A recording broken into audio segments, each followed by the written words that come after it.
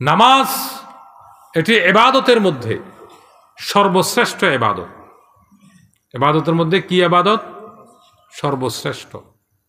নামাজ ছাড়া ইসলামের যত বিধান আছে, রোজার বিধান, হজের বিধান, জাকাতের বিধান, আরো যত বিধান আছে, সমস্ত বিধান জিবরাইল আলাইহিস সালাম ওহীর মাধ্যমে রসুলের কাছে নিয়ে এসেছে। কিন্তু নামাজের বিধান জিবরাইল আলাইহিস সালাম রসুলের কাছে নিয়ে আসে নাই। আল্লাহ তাআলা জিবরাইলের মাধ্যমে রসুলকে আল্লাহর আরশে আজিমে নিয়ে গেলেন। মেরাজের মাধ্যমে, মেরাজের রজনীতে রসুল সাল্লাল্লাহু আলাইহি সাল্লামকে আল্লাহ তাআলা আল্লাহর আরশে আজিমে নিয়ে সুম্মা দানা ফাতাদাল্লা ফাকানা কাবা কাউসাইনি আও আদনা, রসুলকে একেবারে আল্লাহর কাছে নিয়ে এরপরে আল্লাহ তাআলা রসুলকে নামাজের বিধান হাদিয়া দিলেন। তাহলে নামাজের বিধান এটা সর্বশ্রেষ্ঠ হওয়ার প্রধানতম কারণ হচ্ছে সমস্ত বিধান জিবরাইল নিয়ে এসেছে, আর নামাজের বিধান দেওয়ার জন্য আল্লাহ রসুলকে আমন্ত্রণ জানিয়ে আল্লাহর আরশে আজিমে নিয়ে গেলেন। আজকে দুর্ভাগ্যজনকভাবে বলতে হয় যে আজকে আমরা নিজেদেরকে মুসলমান দাবি করার পরেও আমরা নামাজ পড়তে পারি না। নামাজ যারা পড়ে না তারা কত বড় জঘন্য এবং নিকৃষ্ট আমি বললে অনেকের মনে কষ্টে আসবে, এরপরেও বলতে হয়। আমাদের কওমি মাদ্রাসায় চেহেল সবক নামক একটা কিতাব আছে। কি কিতাব? চেহেল সবক। এই কিতাবের মধ্যে আছে বেনামাজি শুয়োরের চাইতেও নিকৃষ্ট, খিনজিরের চাইতেও নিকৃষ্ট। কিভাবে? একটা ঘটনা বলবো। ঘটনাটা কারো কাছে কাল্পনিক মনে হতে পারে। নবীদের থেকে কোনো অলৌকিক ঘটনা সংঘটিত হলে সেটাকে বলা হয় মুজিজা। কি বলা হয়? আর কোনো অলি বুজুর্গ থেকে কোনো অলৌকিক ঘটনা সংঘটিত হলে সেটাকে বলা হয় কেরামত। একজন বুজুর্গ তিনি দেখছেন গরু গাধার সাথে কথা বলছে। ওয়াকালা বাকরুন আলহামদুলিল্লাহিল্লাযী আনা খায়রুম মিনাল হিমার।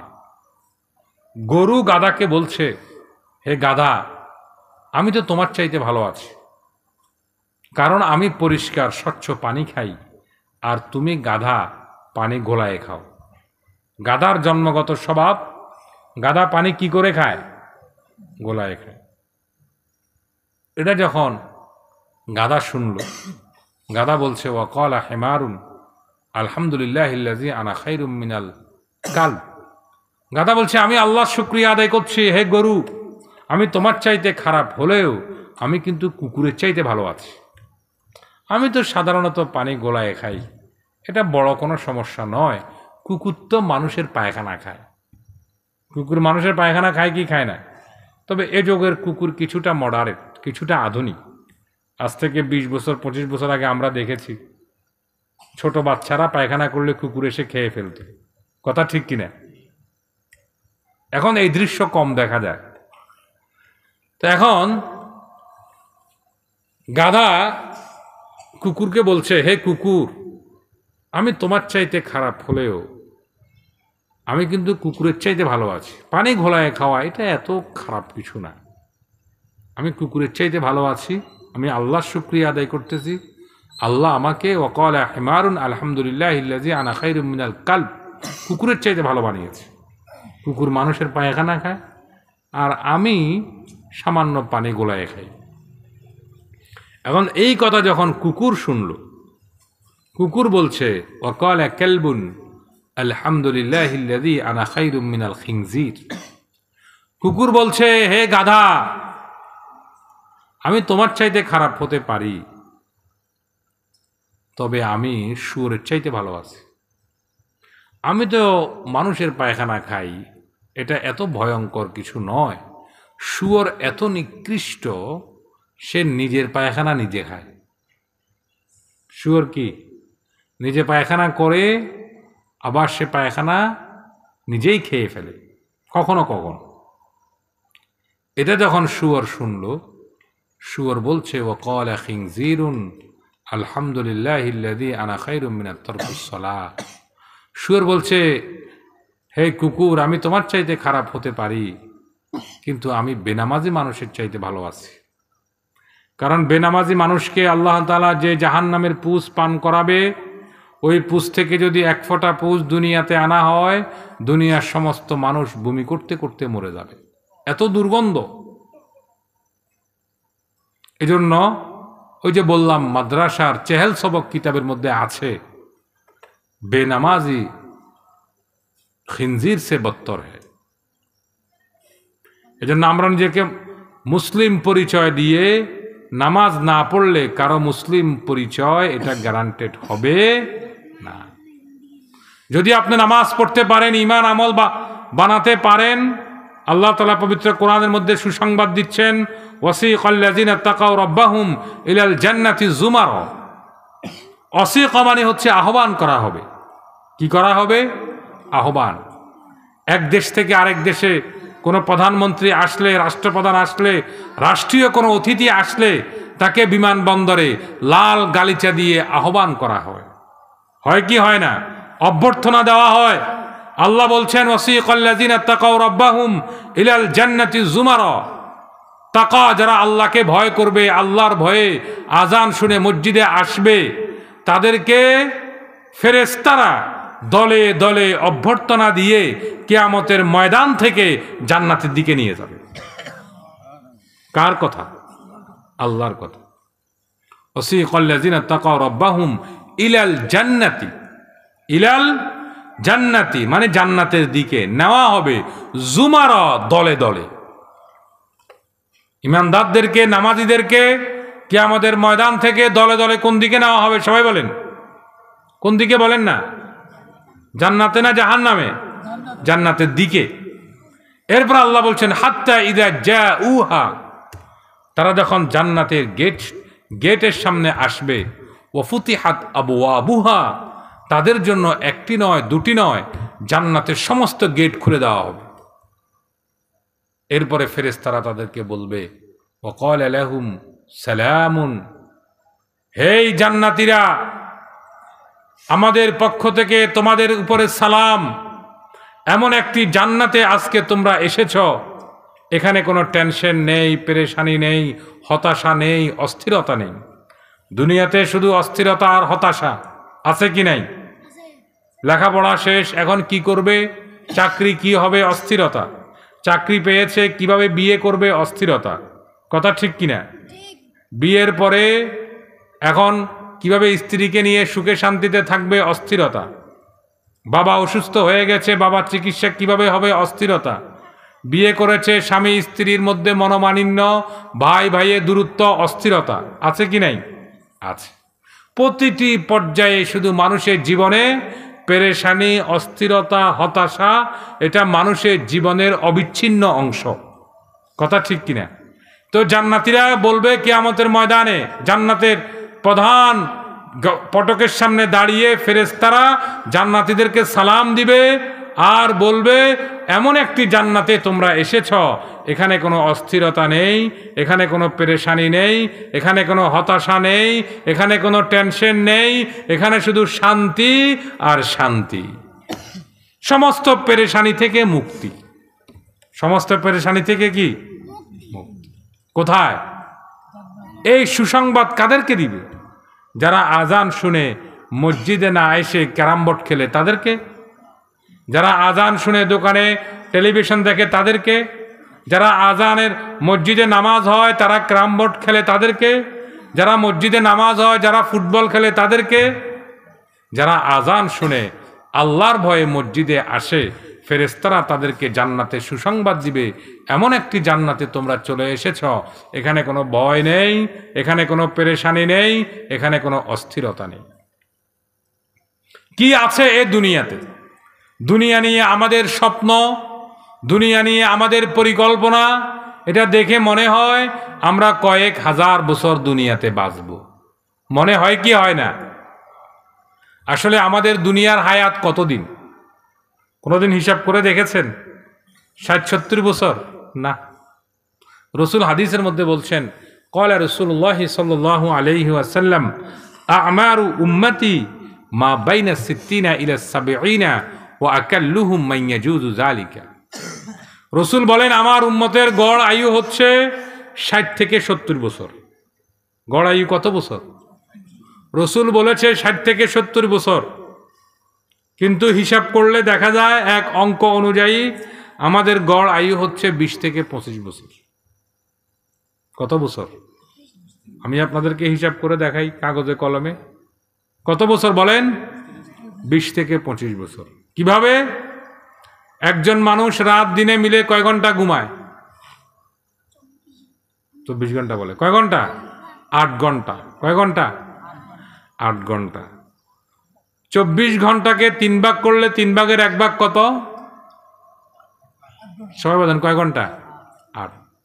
যদি একজন মানুষ 60 বছর হায়াত পায়, 60কে 3 ভাগ করলে 3 ভাগের 1 ভাগ কত? 20। একজন মানুষ যদি রাত দিনে মিলে 8 ঘন্টা ঘুমায়, তার 20 বছর সময় চলে যাবে ঘুমে ঘুমে। 20 বছর কোথায় যাবে বলেন? ঘুমে।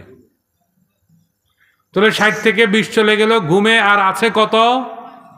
আমরা কেউ কথা বলবো না, সবাই মনোযোগ দিয়ে শুনবো। 60 থেকে 20 চলে গেলে আর আছে কত? 40। একজন মানুষ ব্যবসা করবে, চাকরি করবে, ইঞ্জিনিয়ার হবে, ডাক্তার হবে, ইঞ্জিনিয়ার হবে, একটা কিছু হবে, এটা তার বুঝে আসে কত বছর বয়সে? কথা বলেন না, কত বছর বয়স?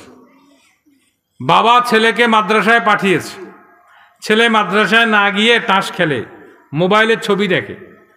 কারণ ছেলের এই জ্ঞান নেই, আমি যদি মাদ্রাসায় না যাই, আমি লেখাপড়া না করলে আমি আলেম হতে পারবো না, দিনের দায়ী হতে পারবো না, আমাকে লেবার হতে হবে, অটো ড্রাইভার হতে হবে, আমাকে হোটেলে মেসিয়ার হতে হবে, আমাকে চাকতাই শহরে, এই খাতুনগঞ্জ শহরে বাস থেকে ট্রাক থেকে মাল লোড আনলোড করতে হবে।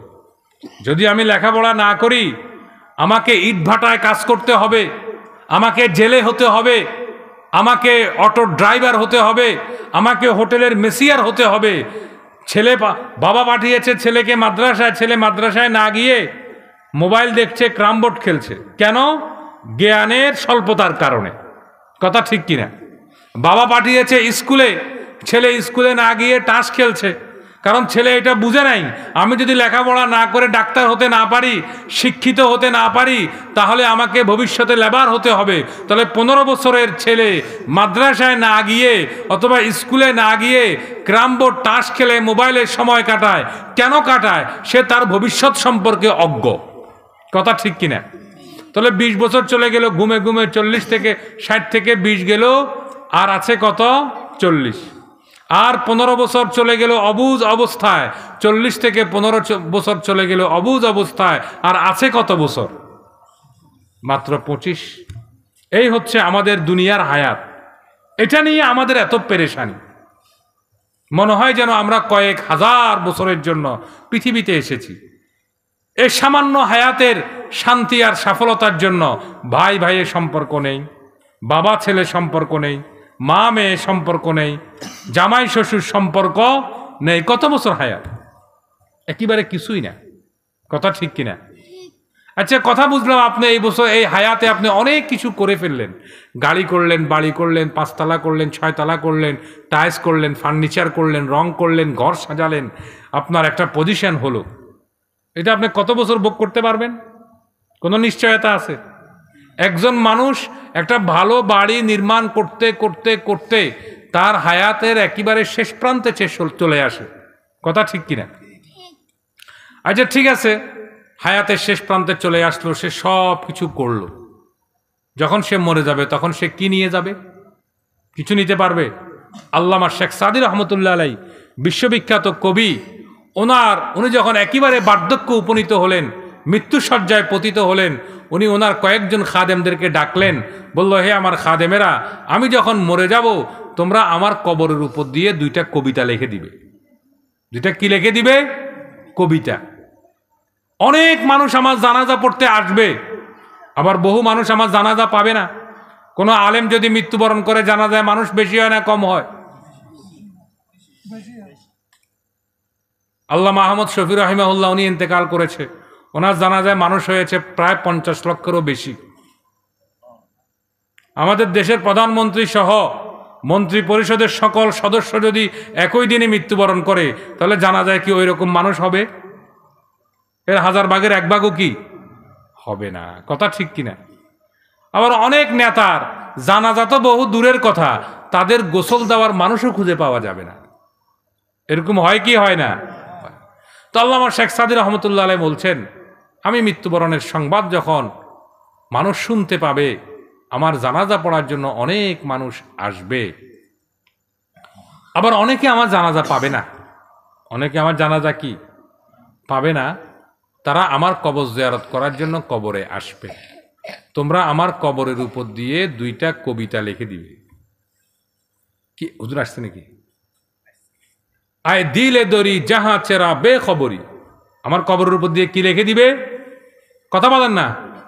2টা কবিতা খুব মনোযোগ দিয়ে আমরা শুনবো।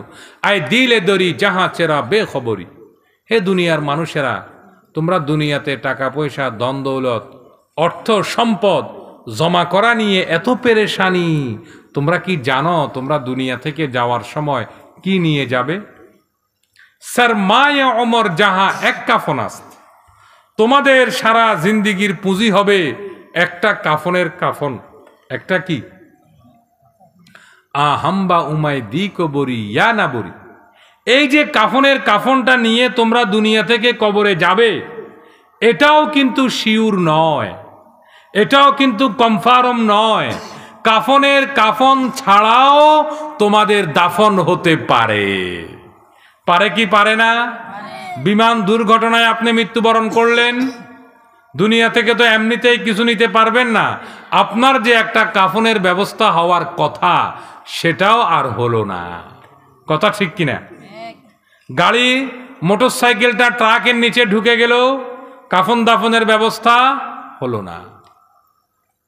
এই যে গতকালকে না পরশুদিন কুমিল্লাতে লাকসামে ভেকুর সাথে বাসের দুর্ঘটনা, অনেক মানুষের লাশও খুঁজে পাওয়া যাবে না। গত কিছুদিন আগে সৌদি আরবে একটা প্রাইভেট কার অনেক দ্রুত গতিতে চলছে, সৌদি আরবের ঘটনা, কিন্তু গাড়ির ড্রাইভারের একটু ঘুমের ঝোঁক চলে এসেছে। গাড়িটা সোজা মালবাহী যে লরি আছে, বিশাল লরির নিচে ঢুকে গেছে। প্রাইভেট কার কিসের মধ্যে ঢুকে গেছে? লরির নিচে। লরিগুলা কি ছোট না বড়? অনেক বড়, অনেক ভারী। 3 জন মানুষ ছিল, ড্রাইভার সহ আরো 2 জন, মোট 3 জন ছিল। 3 জনের শরীর গাড়ির বডির সাথে এমনভাবে লেগে গেছে, এটাকে আলাদা করা আর কি হয় নাই, সম্ভব হয় নাই। ওই গাড়ি সহ তাদেরকে কবর দেওয়া হয়েছে। তাহলে আল্লামা শেখ সাদী রহমতুল্লাহ আলাইহি বলছেন, এ দুনিয়া থেকে মাল সম্পদ কিছু নেওয়ার কোনো সুযোগ নেই। সরমায়ে ওমর জাহা এক কাফন আস্ত, তোমাদের সারা জিন্দিগির পুঁজি হবে একটা কাফনের কাফন। ওই কাফনের কাফনটা যে নিয়ে যাবে এটাও কিন্তু শিওর নয়, কনফার্ম নয়। কাফনের কাফন ছাড়াও তোমাদের দাফন হতে পারে। তিনি সত্য বললেন না মিথ্যা বললেন? আমরা অনেকে কল্পনা করি আমার মৃত্যু হবে, মাইকে ঘোষণা হবে, আমার গোসল হবে, আমার কাফন দাফন হবে, আমার জানাজা হবে, এটা আমরা প্রত্যেকেই ধারণা করি। কিন্তু এরকম সুন্দর মৃত্যু আমাদের অনেকের নাও হতে পারে। কথা ঠিক কিনা? এই জন্য আমাদেরকে প্রস্তুত থাকতে হবে, সতর্ক হতে হবে, নিজের ঈমান এবং আমলকে মজবুত করতে হবে। আজকে মুসলমান সুন্দর বাড়ি করতে না পারলে পেরেশান, টাইলস করতে না পারলে পেরেশান, ফার্নিচার করতে না পারলে পেরেশান, কিন্তু নামাজের জন্য কোনো পেরেশান, ঘরে রং না করলে পেরেশান। কিন্তু হুজুর বয়ান করবে আর বলবেন তো।